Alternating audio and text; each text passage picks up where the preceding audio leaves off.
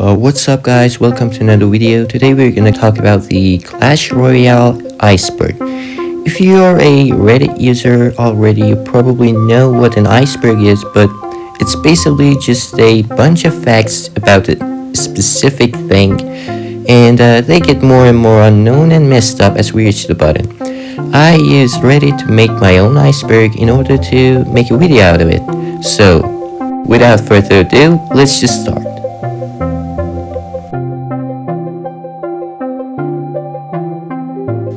So, we actually used to have a training camp and 6 arenas in the game. You actually had to start from the training camp all the way to Royale Arena, and later on they added 4 more arenas, and then the legendary arena after some time. They also did add the leagues to the ladder, but later on placed it in the Path of Legends and instead added more arenas to the game. Draws. So, this part is basically telling us about the previous Clash Royale match system in which we had draws in, which was pretty frustrating for the players. They removed it after a while and replaced it with tiebreakers instead. But it's still possible to draw if the towers have the same HP.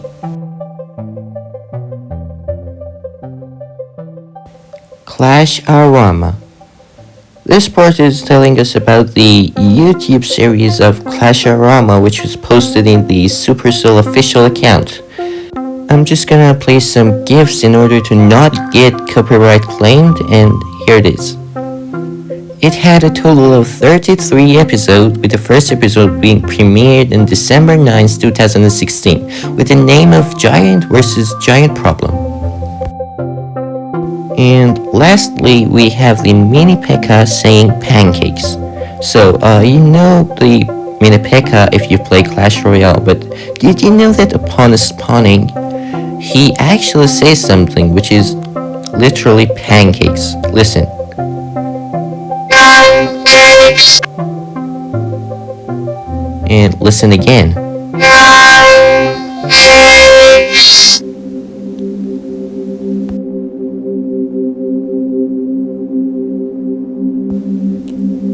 Trainers. Basically, trainers are AI-generated opponents that you can play against in order to practice. Some of these trainers, though, do have some Easter eggs with them. Every trainer is in the same non-existent clan called Royal Trainers. Some of the trainers have taunts that a player cannot use, like "Welcome to the show" and "Well done." And many of the players' names are references to different things. For example, Trainer Fikoa has the same name as a single-player map in Clash of Clans, and Trainer Jonas has the same name as an employee at Supercell, and Trainer Austeri has the same name as a former lead developer of Clash Royale. There are some references to the Pokemon series. For example, Trainer Gary and Trainer Paul are Paul and Gary, which are 2 of the Ash's rivals in the anime, and Trainer Red is basically the main protagonist of Pokemon Red.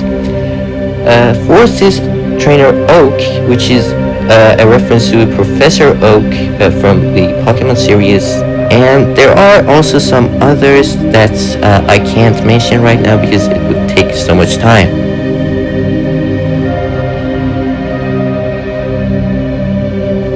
Old chest.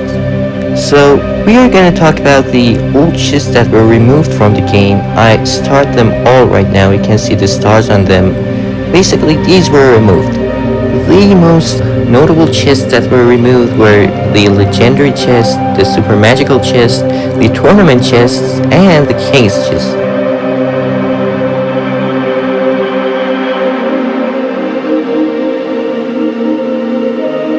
So, basically, Supercell has added some new arenas to the game, which nearly none of them has been recently made.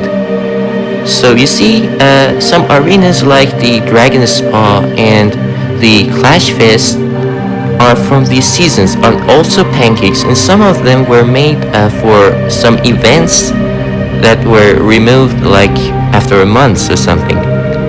And the legendary arena was basically the arena 11, as you may all know.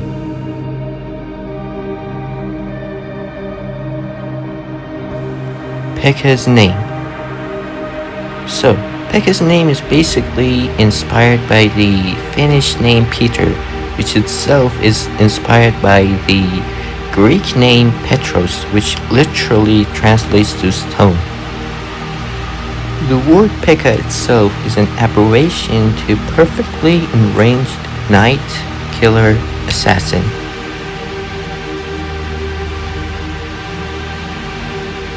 Fight against the 8th promotion. This one basically happened in late 2016. For the first time ever, loading screen had been changed, and the first ever King Tower skin was released.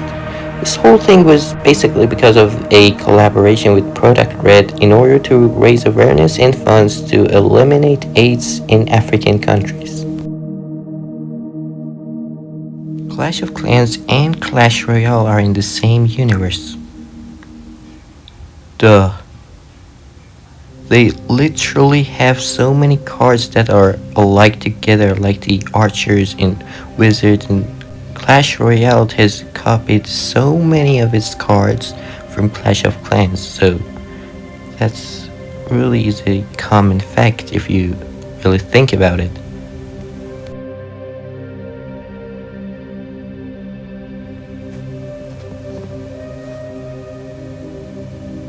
Bots. And no, we are not talking about the trainers here, but the actual bots, like in the ladder.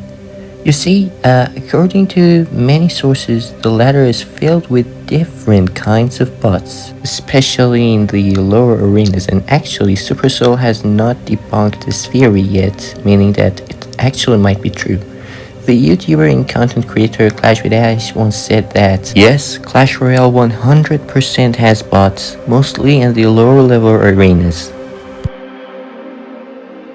Inappropriate usernames.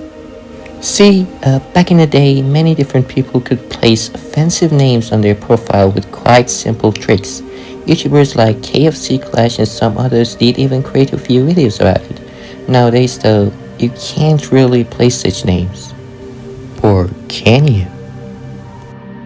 There are ironically two different ways to place such names. First is simply using a different alphabet like Chinese or maybe Arabic, and second is using exploits and hacks. Pay to win game. So, as someone who has been playing this game for 8 years, I hear this question a lot. It actually is not a pay-to-win game. So you see, I have not spent a single buck on Clash Royale other than maybe one battle pass. And you can clearly see how I'm doing. Mind controlling in Clash Royale. So, if you have seen the first SpongeBob movie, you probably know about these buckets and what they do. The theory here states that what if the helmets on Dog Prince and Royal Recruits can actually do the same thing and control their mind in whatever way the king wants?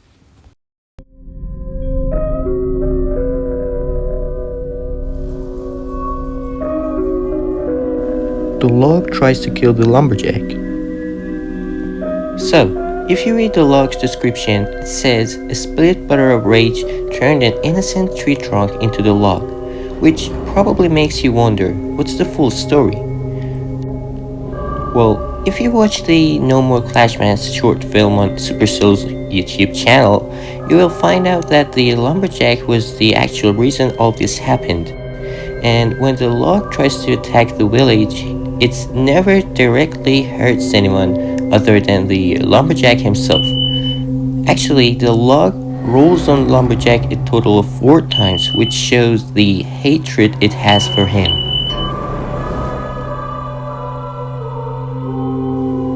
The addiction.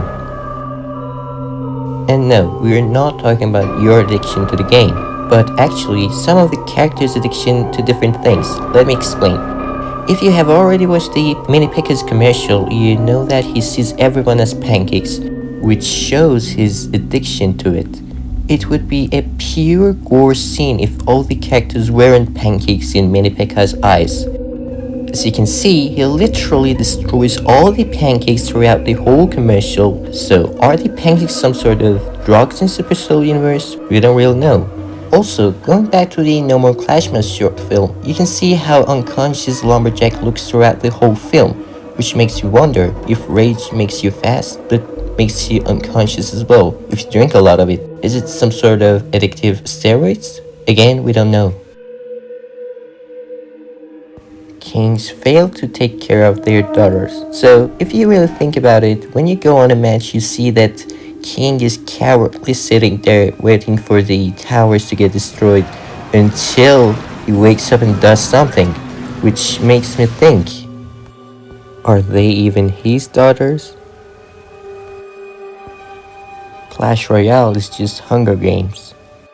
I can't really talk much about this one because I haven't watched Hunger Games. Basically, in both of them, you have a limited amount of resources and you have to use them creatively in order to get to the win. And in both of them, you're in the arena trying to survive and win. And in both of them, you have a ton of strategy and tactics. And that's all about it.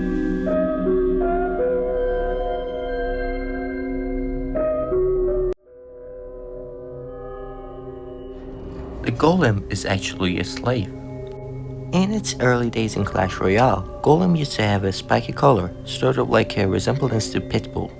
Now hear me out, if a walking thing can think, it's a person, and if it's being taken care of as a pet, it's a slave. I mean, I did make that up right now, but you get my point.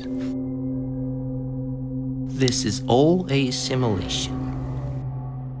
I mean, it's literally a game, but what if Clash Royale's whole lore is about being a simulation? A testing ground for strategies and troops. When the characters drop from the sky, are they entering a programmed battlefield? The elixir used to deploy them could symbolize the energy fueling the virtual reality they are in. Though there are some hints in self-awareness in animations like Crashorama, but concrete evidence remains hard to find. Are these battles more than mere lines of code that the king has written, or are they just some normal arena duels? And lastly, you're a god. Yes, you heard me right. You're the god of your troops, placing them wherever you want, killing them by your liking, and even playing against other gods. The king, the princesses, and all the other gods are at your command, ready to die, just for you to have some fun. They don't even know you, but will do everything you say. On the other hand though, you made them all out of elixir, and you're basically their creator. And that's about it for this video. I really tried not to make it sound messed up as possible. Really hope you guys enjoyed the video, and I would really appreciate if you liked and subscribed, as it took me hours to write this and make it, of course. See you next week.